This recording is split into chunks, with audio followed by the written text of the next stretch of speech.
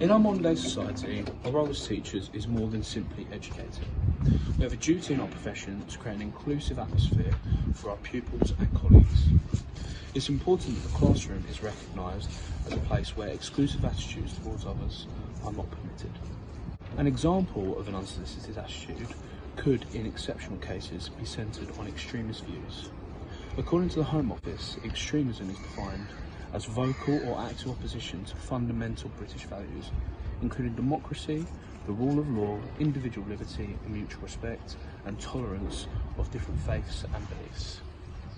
Alongside extremism comes the threat of terrorism and potential radicalisation of individuals, even of primary school age. In order to ensure that teachers are aware of this potential threat, the Prevent Duty was introduced in 2015, providing guidelines on how to recognise the warning signs of possible radicalisation in the classroom. The Prevent Duty attempts to avoid specifying Islamic groups as the primary focus, yet there is almost no evidence to indicate a focus on non-Islamist extremism. Jerome et al. Highlighted 4 key themes which the Prevent Duty aims to target: Islamophobia, Britishness, safeguarding and teacher agency. In Britain today, media portrayal of Muslims has been predominantly negative due to recent events that have taken place. The severity of the issue, that is Islamophobia, is emphasised in the government's decision to appoint an independent expert to tackle this issue. The expectant outcome of this is to create a specific definition of Islamophobia and attempt to create a sense of community for Muslim people living in society with these labels. Research by Peridin clearly indicates that 35% of people in Britain believe Islam is a threat to the British way of life. If this is a view held by a large proportion of the population in the UK, then how can we expect to live in harmony with individuals of different culture and religion? For example, people who believe in the Islamic faith are subject to feelings of stigmatisation, which in turn acts as a major obstacle to a Muslim's national affiliation. In other words, this predisposed opinion of the Muslim culture inevitably leads to feelings of exclusion and segregation for these minority groups. However, shouldn't our primary focus as a nation be on valuing each other's culture and belief rather than encouraging religious presumptions? So, how does this affect our future generations? Children being raised around adults who have this damaging opinion of the Islamic culture are bound to have a preconceived outlook on this specific group. Ultimately, it's highly likely that this will have a detrimental effect on the way that young people perceive certain situations or individuals. Coincidentally, 11% of Islamophobic incidents occur in educational institutions. This specific research alone is a clear indicator of the problem arising in society today.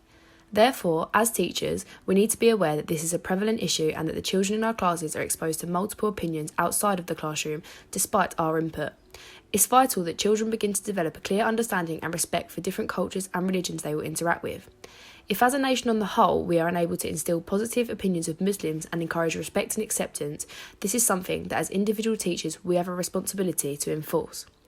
As Hussein passionately states, school is supposed to be a safe place for all students regardless of their ethnicity, religion, lifestyle or creed.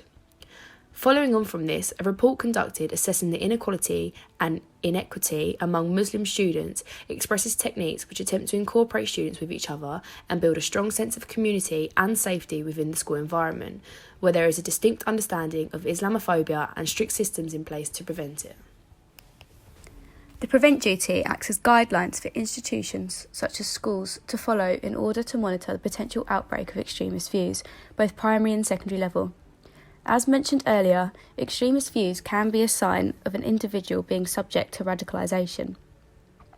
The Prevent Duty places distinct emphasis on schools having due regard to protect young people being drawn into radicalisation and extremism.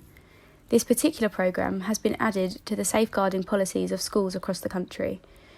Jerome briefly outlines the concept of safeguarding effectively in his journal as a variety of procedures schools have to undertake in order to avoid harm to students and maximise their academic potential. In order to ensure safeguarding policies are carried out in the educational setting, it's more than simply referring to the policy. Schools are required to actively carry out activities within the school which further implement such policies. For example, the Department for Education specifically outlined these actions such as teaching through pastoral curriculum, individual casework and liaison with other relevant agencies. The purpose of this is to ensure that there is a robust and comfortable relationship between the students and teachers in the school, especially centering on the individuals which may need extra support and monitoring. Not only do these policies cement a relationship between students and teachers, it also encourages a strong relationship formation with parents and carers alongside agencies such as social services, as the child's needs being fulfilled is the key focus. Advocates of the prevent duty propose that if, as teachers, we encourage resilience in our students, there is a strong likelihood that they will be more likely to reject extremist opinions. By fostering an attitude of resilience in our pupils, we encourage them, even at primary school age, to explore issues critically. This could be through the use of age-appropriate conversations and discussing issues of identity, difference and tolerance.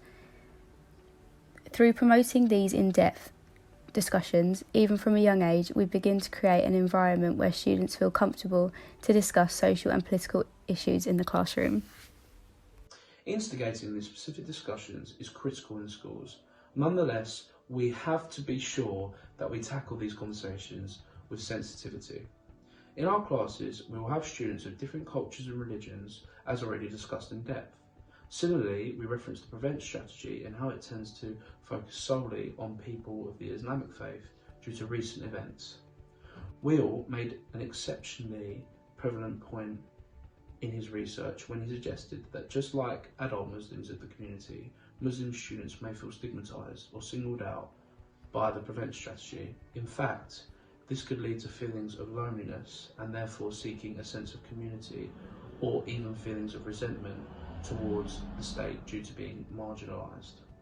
This is something that as teachers we want to work hard to prevent, as this could fester into something more sinister for everyone involved. In addition to this, critics of the prevent strategy propose a controversial theory that the strategy itself introduces a security-led role for educational establishments which potentially confuses the role of the teacher. When we say it confuses the role of the teacher, we tend to talk more about the idea that the teacher figure in the classroom begins to extend more from just learning to a deeper need to facilitate the social and emotional well-being of individuals. Although this is our duty as teachers to a certain extent, this should be the responsibility of other caregivers in the community, such as social workers, health visitors and community support workers. As Smith stated, remedying society's injustices is not simply the responsibility of teachers and other educators. If all responsibility lies on the school and the teachers, we begin to lose focus on the purpose of education and risk focusing exclusively on alternative aspects, potentially causing a decline in the academic progress of the students. In a recent article by Barrett, the social inequality of other countries is considered in relation to the results they received on their PISA. The findings concluded that the level of social exclusion is significantly higher in countries such as China and South Korea in comparison to the UK, yet they both scored higher in the PISA assessments. Could it be that the schools in the UK maybe use themes such as Islamophobia as a disguise for their less successful teaching styles? Peal outlines a research by Hattie where the teaching methods of an activator and a facilitator are assessed.